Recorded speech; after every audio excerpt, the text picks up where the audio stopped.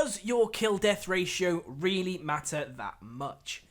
Hey, what's up guys, IrishTale here, and in today's video I want to talk about whether or not your kill-death ratio really matters that much in Siege. Now the reason I'm bringing this video up is because recently I've seen a lot of players kind of saying that they're amazing because they have this really high kill-death ratio. I actually saw a couple of players the other day saying, oh, I'm looking for people to play with me, but you have to be diamond and have a kill-death ratio of 3.0. And after seeing that, I was rather irritated, and I thought, you know what, I'm actually going to do a video discussing whether or not kill death is actually an important thing in Siege. So let's look at it. When you look at a kill death, obviously what that shows is your kills to death ratio. So essentially, if you've got a 1.0 kill death ratio, for every kill you've got at least one death. If you've got a 2.0, it's 2 kills for every 1 death. It's basically how it works. Now, a lot of people seem to think that the be-all and end-all of Siege is your kill-death ratio. If you've got a high kill-death ratio, you're an amazing player, and you know, if you've not got a good kill-death ratio, you're shit. But I would like to point out to you guys that this is not Call of Duty. Now, when you look at Siege, it is an objective-based shooter. If it was just a standard shooter, yes, you could argue kill-death matters. If this was like Call of Duty, where there's a team deathmatch mode, yes, kill-death matters, because obviously, at the end of the day, to win team deathmatch, you need more kills than deaths.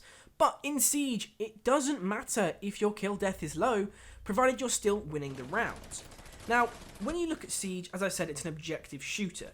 Basically, what this means is you could finish an entire game of Siege and not get a single kill, but still win the game.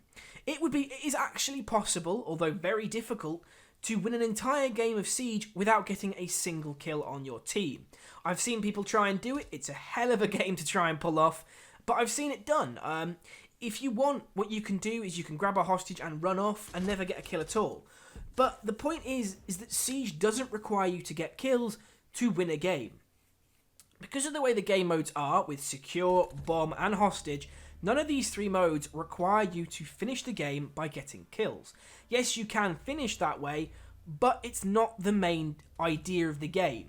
Obviously, a lot of you will know that in bomb, you could possibly have the enemy plant, they could defuse the bomb, and then no one else gets killed. So, my point is that kills don't actually matter as much as people think they do in Siege. Because of the way it works, as I said, people look at it and say, oh, your kill death's really shit, so you shouldn't be in the rank bracket that you're in, blah, blah, blah, blah, blah. But I would like to point out that Ubisoft have even acknowledged that kills don't matter with this new iteration of the ranked system. Essentially what they've done, for those of you that don't know, is they've said, right, at this point in time, kill-death ratio no longer affects what your rank is. It used to be a case that once you got to a certain point with wins, you had to have a certain amount of kills to actually get into Diamond. Now, as the current system stands, they've said, right, actually, no, kills don't matter anymore, it's just win-loss ratio, that's how you get to Diamond. And that's a really good step in my opinion. The reason they've basically done this is because they wanted to acknowledge the support players, the guys that don't get enough sort of, you know, applause or respect, but the guys that help your team.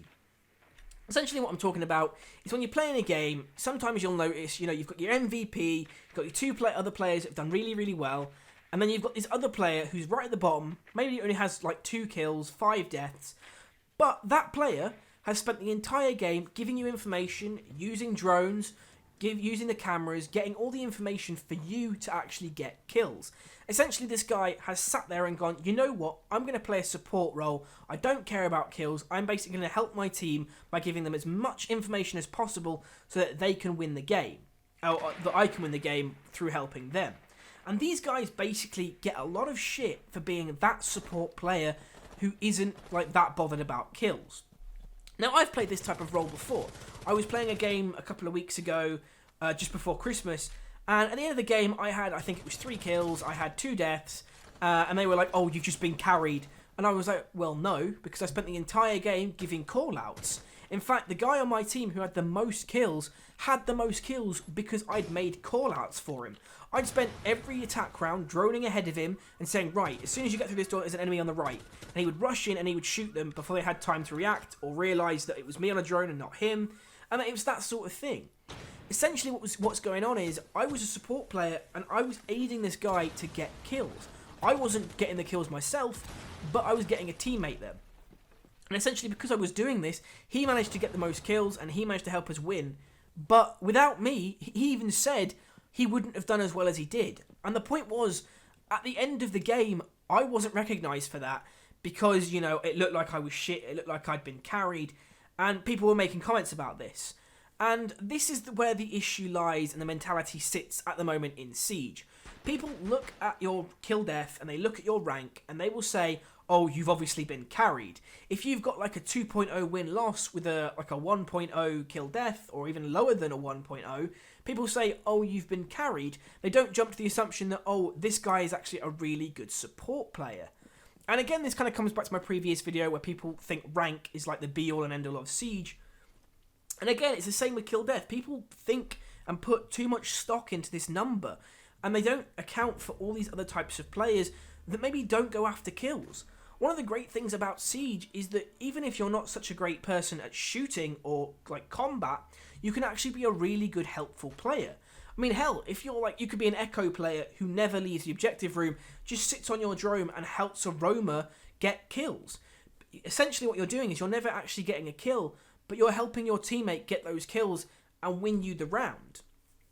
And because of this system, basically, these types of players just aren't being viewed in the light that they should be viewed. I have to say personally, like, I used to have this stigma. I used to look at someone and go, oh, you've got amazing rank, but a shit kill death, carry. And you know what? No, it's not the case. I kind of realised this when I stopped caring about rank so much. After I realised that, I kind of started to realise, well, other players aren't bothered. They don't care about getting kills. They just want to help the team out. And I think what happens is we need to start like appreciating these guys more. These people need to like start going, well, you know what? I don't care what people think. I'm amazing. I'm a support player. I've helped my team out. I play Doc and I heal my entire team. I don't go for kills. I just keep everyone alive so that we can win. At the end of the day, that's what matters in Siege. The win is the most important thing when it comes to a game. The kills don't matter. The score doesn't matter. At the end of the day, it's just whether or not you've won. And this is the other thing that I wanted to mention, and that is like your kill death. Essentially, not your kill death, sorry, your point system. When you look at Siege, you have the MVP, and then you have the other players below them. And I think this system isn't that good, because again, it doesn't sort of highlight these players that have been really supportive. It basically just goes, oh, this player has the most points, therefore they're the most valuable player. And in some cases, they might not have been the most valuable player at all.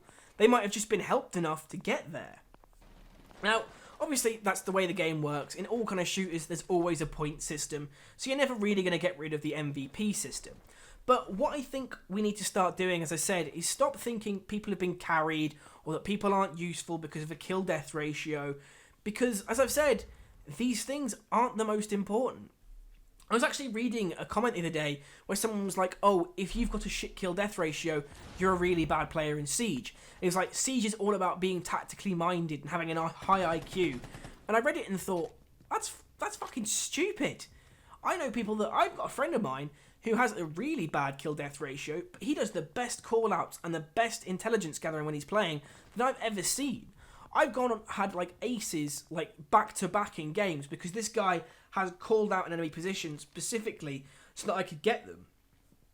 This was a guy that I used to like, basically I could get wall bangs because he was that good at calling out an enemy's position and saying this is exactly where they are and get me kills.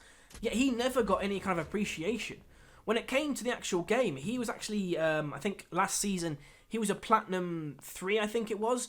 Unfortunately, he couldn't get into Diamond because of the system and the way it worked. But people were constantly saying to him, oh, you've been carried. You've carried up to here. There's no way you deserve to be up here with that kill-death ratio.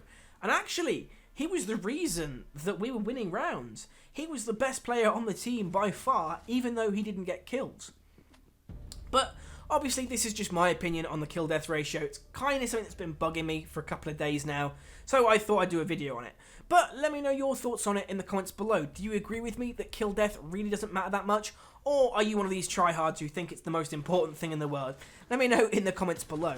Obviously, if you liked the video, feel free to hit that like button. It really helps the video out, helps it get more views. Also, feel free to share it with your friends. Give your friend, that support player, a little pat on the back and say, this is you. You are that helpful person.